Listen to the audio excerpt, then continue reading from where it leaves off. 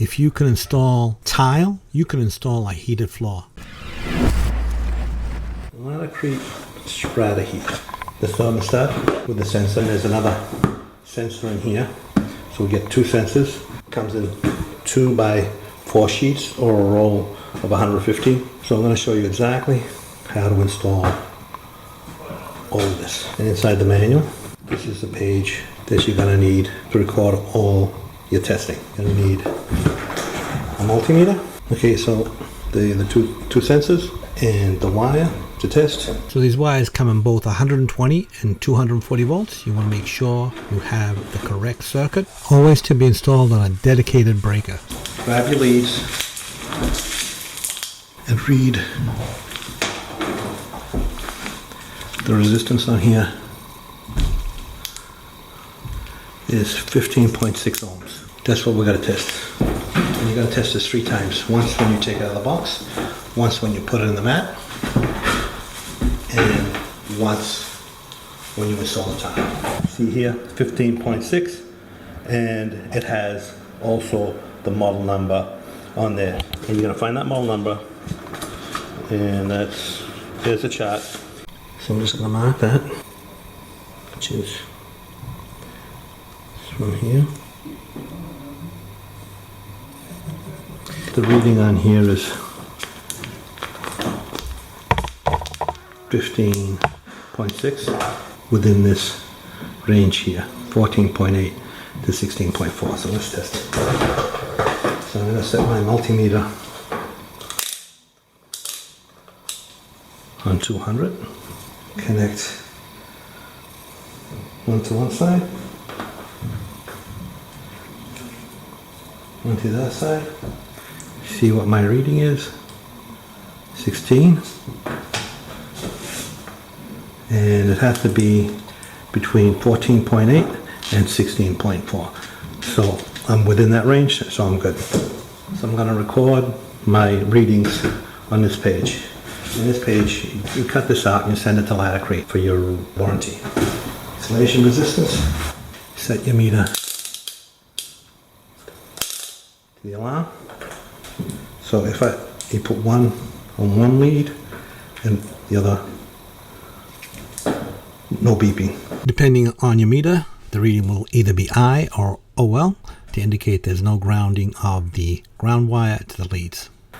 Here we're going to write that pass. So model number, resistance, pass. Okay, so now I'm going to test the sensor. I'm going to set this to 20K, 14.4, and I record that in here. This is the first test.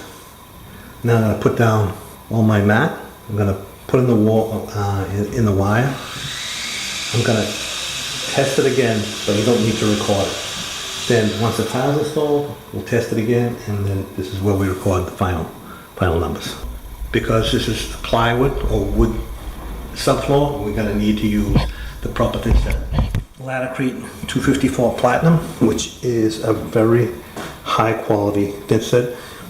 When you're installing anything to a wood subfloor, you have to use the proper thinset. There's polymer modified thinsets, 2 of which will work on plywood, 1 of which will not. So this is an ANSI A118.15 polymer modified mortar, which is the top standard. Below that is the ANSI A118.11, which is EGP, exterior grade plywood. That's what you use. You can also use that on wood subfloor.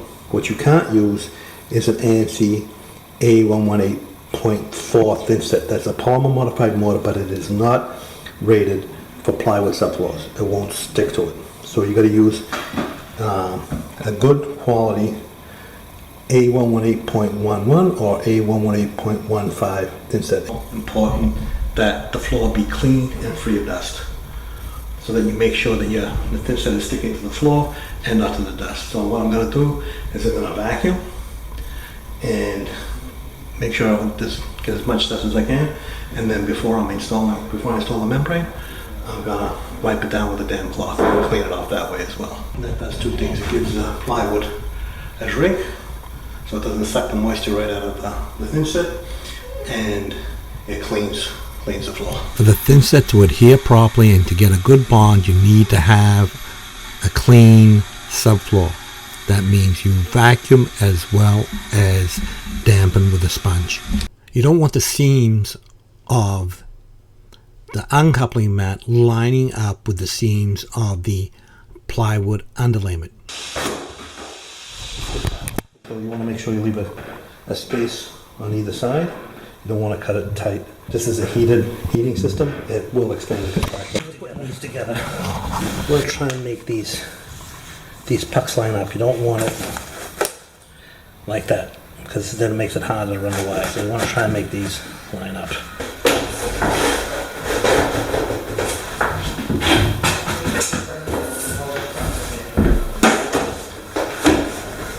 Try not to line up 4 corners and then stagger it.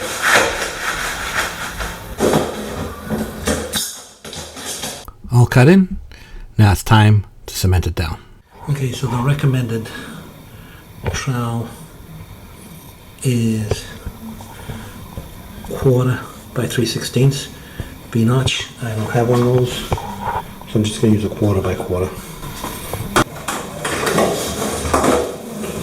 Wipe it down, get the dust off. We'll give it a drink. 254 Platinum. I got it mixed up just a little bit looser than normal. I'm going to use the backside trowel to key it in. I'm going to use the notch side trowel.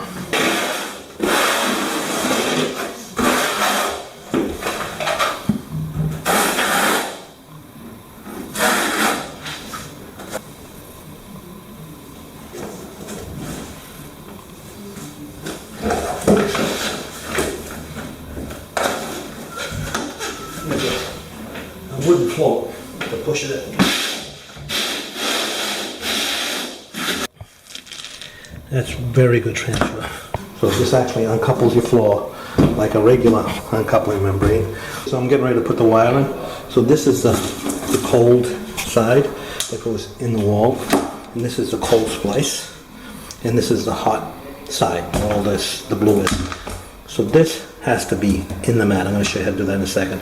Area marked out. I got like a line, just so visually I can see where not to go. The band is going to be in this area here, so this is the closest I can come on this line. So now the minimum is 3 inches, but you can stay further away because you're not going to stand like right here. So you could even stay like six inches away from the wall, and you'd be fine. But the minimum is 3 inches. So because this is thicker than the wire, I'm gonna have to cut that out. So I'm just gonna make a mark here.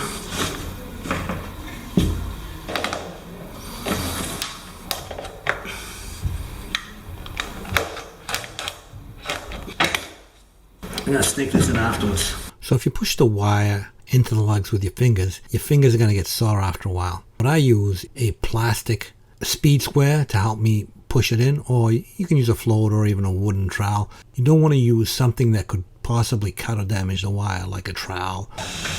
You can do 2 pucks, 3 pucks, 2 pucks, 3 pucks.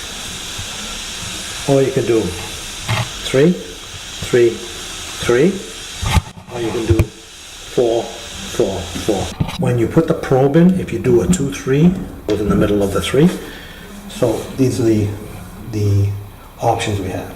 This is over 10 feet, so I can just run a straight, don't have to put any kinks in the wire, I don't have to make any turns to release tension in the wire. It can be as long as you want.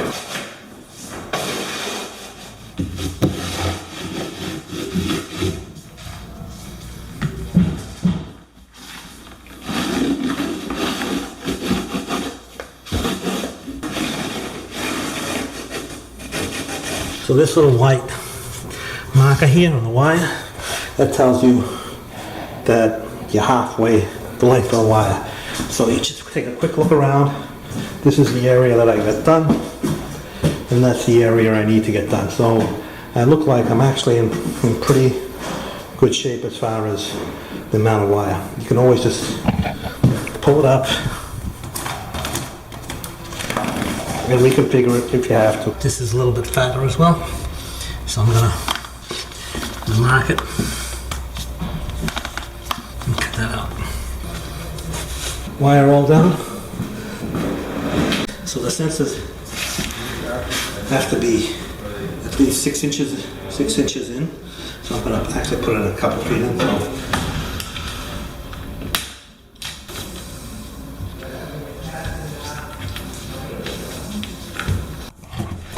put the other one in the same way. Probably put over here. So you're going to test it again the same way as we did the first time, but we are not going to record the numbers. Test it, make sure everything's good, and then move on to the next step. If at any time during the testing you get a bad result, you want to stop your installation and you want to call Laticrete technical service to see what to do next.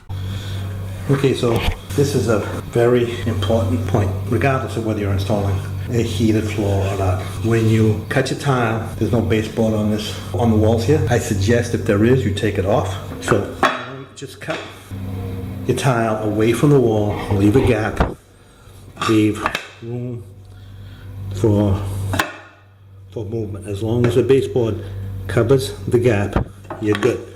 You don't want to cut it tight. Don't want to cut it tight like that, because then there's no room for expansion and contraction. You want to make sure you leave a gap.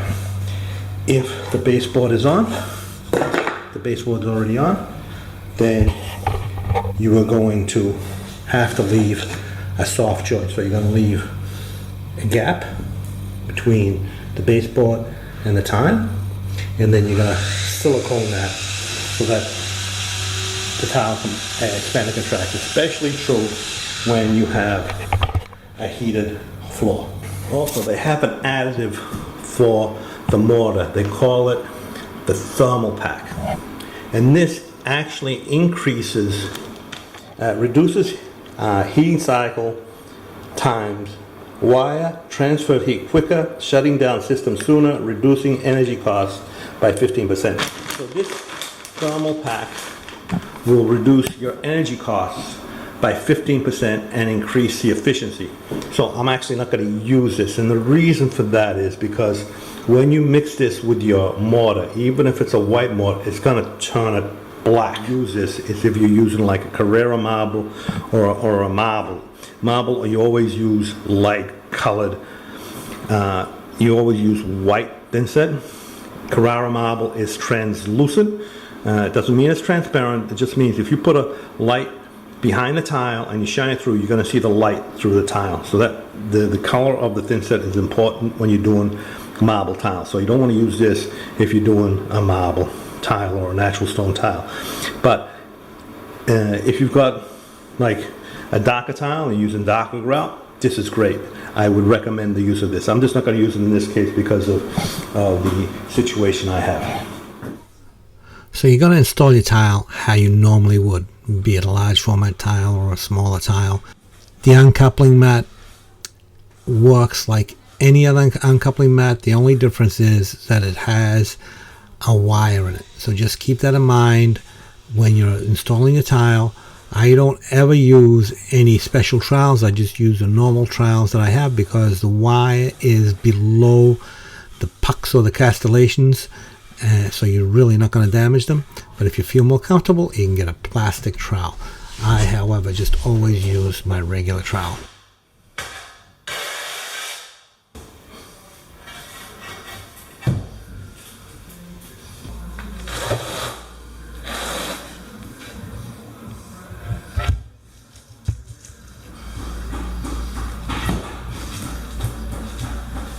So once you have the entire floor down, you're going to test the third and last time and record those results, and your Strata Heat installation is complete. So to end, just grout and apply your silicone sealant as you normally would.